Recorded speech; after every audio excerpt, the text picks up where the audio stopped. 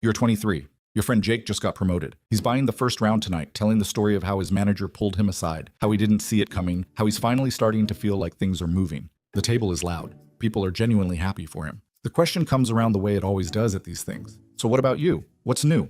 You smile. You say things are good. Still grinding, still figuring it out. Jake nods with that look he's had for as long as you can remember. Not cruel, just quietly worried, like a man watching a friend tread water. You pick up the tab at the end of the night. You always do. Nobody thinks anything of it. They assume you're just generous. 3 weeks ago, you crossed $1 million.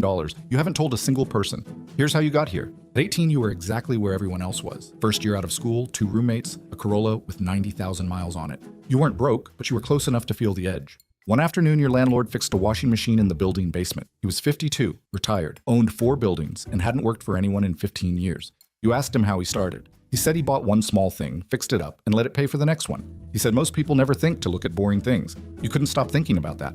At 19, you bought a single commercial washing machine off Craigslist for $700. Convinced a gym 2 miles away to let you put it in their back room for a cut of the revenue. First month, you made $340. Your roommate asked what you did that weekend. You said nothing much. By 20, you had 6 machines and a beat-up van. Every dollar they made went back in, not into anything else, not into a nicer apartment or a better car or a weekend away. Back in. Always back in. At 21, you used everything you'd saved as a down payment on your first laundromat.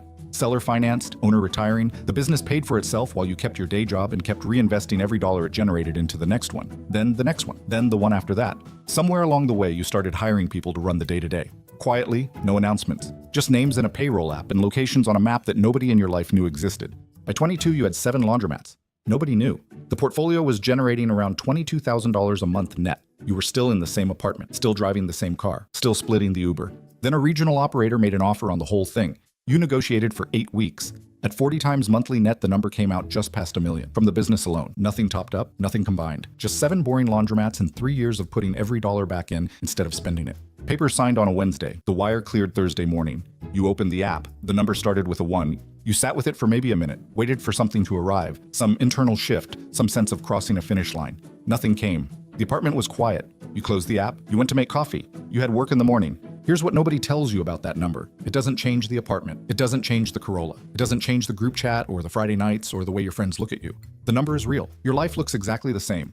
And that gap between what the account says and what everyone around you sees is the strangest thing you've ever lived inside.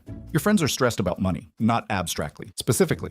The group chat has a thread right now about whether it's worth driving 40 minutes to save $11 on groceries. You read every message. You send a thumbs up. You do the whole performance of who owes what on the Uber. You're fluent in this language. You've just been secretly living somewhere else for a year. Last month, a friend's transmission went out, $1,100. He brought it up at dinner and the table went quiet. Everyone nodded. Someone said that's brutal. You nodded too. $1,100. You spent more than that last week on something you can't even remember now. The thing is, you know exactly why you don't say anything. It's not modesty. It's not strategy. You told someone once, a girl you were seeing, Maya.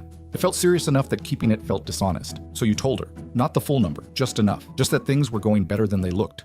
For a week it was fine, then it wasn't. She stopped splitting things, assumed you'd cover it. When you said something once, she laughed and said you can afford it, which was true. That was the problem. You stopped feeling like a partner and started feeling like a resource. You ended it 4 months later. She said you were being unfair. Maybe she was right. What you know is that the person she became after she found out wasn't who you fell for, and you couldn't unknow what it felt like to watch someone look at you differently once they knew what you were worth. So now you say nothing, not to protect yourself, to protect what's left.